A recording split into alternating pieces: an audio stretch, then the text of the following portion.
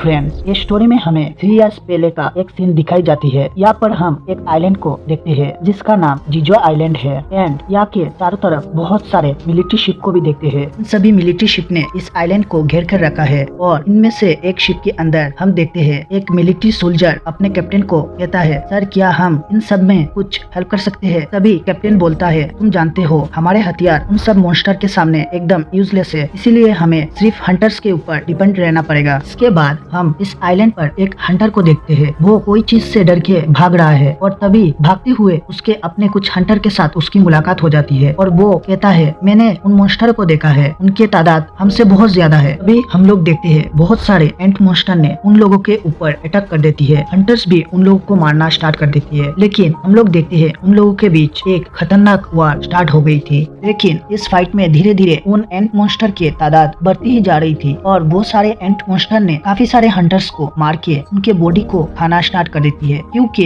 इन सभी हंटर्स का रैंक बहुत ही कम था, शायद से ई या फिर डी रैंक का। लेकिन इन हंटर्स का ग्रुप का जो लीडर था उसको एक एंट मॉन्स्टर ने मारने ही वाला होता है, लेकिन तभी मिनाबो नाम का एक एस रैंक का हिलर आके उसको बचा लेता है। इसके बाद मिनाबो उस हंटर्स को हिल भी कर देता है और तभी वो हंटर ये बात नोटिस करता है कि उसके चारों तरफ और भी बहुत सारे एंट मॉन्स्टर ने अटैक कर दिया है। लेकिन यहाँ पर और एक फुकी नाम का एस रैंक हंटर आके अपने लाइटनिंग पावर से उन एंट मॉन्स्टरों को कुछ देर के लिए होल्ड बैक करने में मजबूर कर देता है। इसके बाद हम बिग टाइगर नाम का और एक एस रैंक हंटर को देखते हैं। लेकिन फ्रेंड्स, बिग टाइगर का जो कॉम्बैट फाइट है वो बहुत ही अच्छा था। इसके बाद फुकी और बिग टाइगर मिलके उन सभी रेड एंट को मार देते हैं। इसके बाद वो लोग देखते हैं यहाँ पर एक व्हाइट जायंट एंट मॉन्स्टर आ गया था जिसका साइज पहले के रेड एंट मॉन्स्टर से बहुत ज्यादा बड़ा था। हंटरों को लगता है ये व्हाइट एंट मॉन्स्टर ही उन सभी रेड एंट मॉन्स्टर का बॉस है। इसके बाद फुगी और टाइगर मिलके उस एंट मॉन्स्टर से फाइट करना स्टार्ट कर देते हैं। इसके बाद टाइगर यहाँ पर उस एंट मॉन्स्टर के मुंह को पकड़ लेता है और उस एंट मॉन्स्टर के दोनों जबड़े को तोड़ देता है। उसी टाइम फुगी पीछे से अपने स्पेशल अटैक करके उस एंट मॉन्स्टर को फाइनली मार देता है। एंट मॉन्स्टर को मारने के बाद वो लोग देखते हैं जैसे ही बहुत सारे व्हाइट एंट मॉन्स्टर उन लोगों की तरफ आगे बढ़ रहा है, जिसको देख के वो लोग समझ जाते हैं जिसको उन्होंने अभी मारा था वो एक लीडर नहीं, वो एक सोल्जर है। इतने सारे एंट मॉन्स्टर को आते हुए देखकर फुगी और टाइगर अपने फुल पावर का इस्तेमाल करके उन सभी एंट मॉन्स्टर को एक एक करके मारना स्टार्ट कर देते हैं। और तभी हमें और एक जगह दिखाया जाता है जहाँ पर हम एक और जोई नाम का एस रैंक हंटर को देखते हैं और वो इस गिल्ड का लीडर भी है। वो भी अपने साथ आए हुए सभी हंटरों को उन एंट मॉन्स्टर के ऊपर अटैक करने के लिए कहता है। हम देखते हैं वो लोग जहाँ पर था उस जगह पर भी बहुत सारे एंट मॉन्स्टर ने अटैक कर दिया था। इसके बाद जोई इन एंट मॉन्स्टर के ऊपर अपने फायर एबिलिटी का यूज करता है और उन्हें मारने की कोशिश करता है, लेकिन उसके फायर से सभी रेड एंट मॉन्स्टर तो मर जाते हैं, लेकिन इन व्हाइट एंट मॉन्स्टर का कुछ नहीं होता। ये सब देख के हंटर गिल्ड का लीडर जोई बहुत ही शॉक हो जाता है। इसके बाद हमें कहानी में 10 साल पहले का सीन दिखाया जाता है। 10 साल पहले यहाँ पर एक गेट अपेयर हुआ था जिसको हम पोर्टल भी बोल सकते हैं और ये पोर्टल दूसरे दुनिया को हमारे वर्ल्ड से जुड़ता है। और इन गेट की उस तरफ कुछ ऐसे मॉन्स्टर होते थे जिनका पावर हमारे दुनिया के नॉर्मल ह्यूमन से बहुत ज्यादा होते थे और इन मॉन्स्टर के ऊपर जैसे हमारे आम हथियार ग्रेनेड गन ऐसे हथियार काम नहीं करता। लेकिन इसके बाद हम ह्यूमन में भी कुछ लोग अपने पावर को अवेकन कर सकते थे जिनको हम हंटर भी बोलते हैं। और इन हंटर में जितना माना पावर होता है उससे उनका रैंक डिसाइड किया जाता है, जैसे ABCDES सबसे ऊपर S रैंक और सबसे नीचे E रैंक आता है। और हंटर्स का एक बार पावर अवेकन होने के बाद उनका पावर और कभी भी नहीं बढ़ता जब तक उनका दूसरा अवेकन ना हो। के बाद हम स्टोरी में प्रेजेंट में आते हैं जहाँ पर हम देखते हैं एक कंस्ट्रक्शन साइट में एक डेंजर गेट ओपन होता है, इसलिए यहाँ पर काफी सारे हंटर भी आए थे। इनमें एक हंटर जिसका नाम पार्क है, उसने हंटर वाले काम बहुत दिन पहले ही छोड़ दिया था, पर आज वो इस हंटर टीम को फिर से ज्वाइन करता है क्योंकि उसके वाइफ प्रेग्नेंट है और उसे पैसे की सख्त जरूरत है। इसके बाद हम और एक हंटर को देखते हैं जिसका नाम संग जिनवो है और ये लड़का हमारे इस स्टोरी का मेन कैरेक्टर भी है। संग जिनवो को देखकर यहाँ पर सभी उसको वेलकम करते हैं। तभी पार्क संग जिनवो को देखकर अपने फ्रेंड से कहता है, ये यंग लड़का कौन है, क्या वो एक हाई रैंक का हंटर है? तभी उसका फ्रेंड किम कहता है, अरे नहीं नहीं, संग जिनवो एक ई रैंक का हंटर है और बहुत ही कमजोर है और पिछले रेट में वो एक ई रैंक के डंजन गेट में ही इंजर्ड होके हॉस्पिटल पहुंच गया था और यहाँ पर संग जिनवो को बुलाया गया है तो ये मिशन बहुत ही इजी होगा हमारे लिए, इसीलिए संग जिनवो को देखकर सभी इतना खुश है। लेकिन किम की बात जिनवो ने भी सुन लिया था और वो समझता है वो तो सच में ही एक कमजोर हंटर है, इसलिए वो इस बात का गलत नहीं समझता और वो यहाँ से जा ही रहा था। तभी वो जूही नाम का एक और हंटर से मिलता है जिसके साथ वो बहुत सारे मिशन में पहले गया था और वो दोनों बहुत अच्छे दोस्त भी है क्योंकि जूही एक किलर है। तभी जिनवो जूही से कहता है पिछले मिशन उसके लिए काफी अनलकी था, वो एकदम मरते मरते ही बचा क्योंकि उस हंटर हंटर टीम में कोई भी हिलर नहीं था क्योंकि सभी हंटर हाई रैंक के थे सिवाय उसके। इस बात को सुन के जूही कहती है वो लोग ऐसा कैसे कर सकते हैं, हिलर के बिना कोई कैसे मिशन में जा सकता है। और जूही जिन्बू से ऐसे लोगों के साथ जाने से मना करती है और इस बात को जिन्बू ने भी मान लिया था। इसके बाद हमें संग नाम का एक हंटर को दिखाया जाता है। संग सभी हंटर को कहता है इस मिशन में मैं आप लोगों को लीड करूंगा और ये बात सभी हंटर ने भी मान लिया था क्योंकि संग एक पावरफुल और एक्सपीरियंस आदमी है। इसके बाद सभी डंजन के अंदर चले जाते हैं। इसके बाद जिन्बू भी अपने हथियार निकाल लेता है जो एक छोटा सा चाकू था। जिन्बू सोचता है अगर उसके पास पैसा होते तो वो अपने लिए एक हाई रैंक का हथियार खरीद सकता था, पर अब जो है सो है। इसके बाद जिन्बू भी गेट के अंदर चला जाता है। इसके बाद के सीन में हम हंटर एसोसिएशन का सीईओ मिस्टर गो को देखते हैं। मिस्टर गो आज गवर्नमेंट के साथ एक मीटिंग करके आए हैं। मिस्टर गो अपने सेक्रेटरी को कहते हैं गवर्नमेंट चाहती है डंजन से मिले हुए सभी माना क्रिस्टल और मॉन्स्टर को मारने के बाद उनसे मिले हुए माना कोर को हम उनको दे दे क्योंकि गवर्नमेंट उन चीज से कुछ रिसर्च कर रही है। इसके बाद हमें फिर से जिन्बू को दिखाया जाता है। उसने इस बार ई रैंक का एक गोब्लिन को मार दिया था और उसको उसका कोर भी मिल गया था, पर ये ज्यादा कीमती नहीं है। तभी जिन्बू के ऊपर और एक गोब्लिन ने अटैक कर दिया था। जिन्बू उसके चाकू से इस गोब्लिन को भी मारने की ट्राई करता है पर उसका चाकू में पहले गोब्लिन के साथ फाइट में क्रैक आ गया था। इसीलिए जिन्बू जब अब अपने चाकू को इस्तेमाल करता है तो वो टूट के बिखर जाता है और ऐसे में उस गोब्लिन को जिन्बू के ऊपर अटैक करने का मौका मिल जाता है और वो गोब्लिन अपने चाकू जिन्बू के पेट में घुसा देता है। लेकिन तभी टाइम में पार्क यहाँ पर आके उस गोब्लिन को मार के जिन्बू को बचा लेता है और जूही को जिन्बू को हिल करने के लिए कहता है और जूही भी जिन्बू को हिलिंग करने स्टार्ट कर देती है। इसके कुछ टाइम बाद जिन्बू अपने चारों तरफ देखता है। उसके सिवा बाकी सारे हंटर बहुत आसानी से ही उन सभी मॉन्स्टरों को मार पा रहे हैं और मॉन्स्टरों को मारकर उन लोगों को कीमती मैजिक क्रिस्टल और मैजिक कोर भी मिलेगा जिनसे ही हथियार बना के इन मॉन्स्टरों को मारा जा सकता है। और इधर मिस्टर गो अपने असिस्टेंट से कहते हैं उन्हें गवर्नमेंट ने कहा है वो लोग इन मैजिक जेम्स और मैजिक क्रिस्टल को यूज करके जैसे इलेक्ट्रिसिटी पावर, न्यूक्लियर पावर और सोलर पावर जैसे चीज को और भी अच्छी तरीके से पावरफुल करना चाहते हैं जिनसे कोई पोल्यूशन भी ना हो। और इधर हम देखे हैं सभी मॉन्स्टरों को हंटर ने मार दिया है और मॉन्स्टरों का जो बॉस है उसे भी हंटरों ने मार दिया है। पर वो लोग देखते हैं यहाँ पर और एक गेट भी है जिसको हम डबल डंजन कहते हैं। इसके बाद वो लोग सोचते हैं इस डंजन को क्लियर करके उन्हें ज्यादा जेम्स और मैजिक क्रिस्टल नहीं मिला, इसीलिए वो लोग इस दूसरे गेट को भी क्लियर करेंगे ऐसा डिसाइड करते हैं। पर इनमें से कुछ लोग जाने से मना करते हैं क्योंकि इस नए गेट का इन्फॉर्मेशन उन्हें हंटर गिल्ड एसोसिएशन को देना चाहिए। लेकिन ऐसे में यहाँ पर दोनों टीम का वोटिंग होती है और वोटिंग में दोनों टीम का ही टाई हो जाती है। इसके बाद संग जिन्बू से उसके वोट देने को कहता है क्योंकि जिन्बू ने अभी भी अपना वोट नहीं दिया। इसके बाद जिन्बू डंजन में जाने का वोट करता है और सभी का यही फैसला होता है। पर इस बात से जूही जिन्बू से नाराज होकर उसको डांट लगाती है पर जिन्बू भी जैसे तैसे करके जूही को मना लेती है एक डिनर के बदले में। इसके बाद हमें जानने को मिलता है हंटर बनने के लिए हंटर को पहले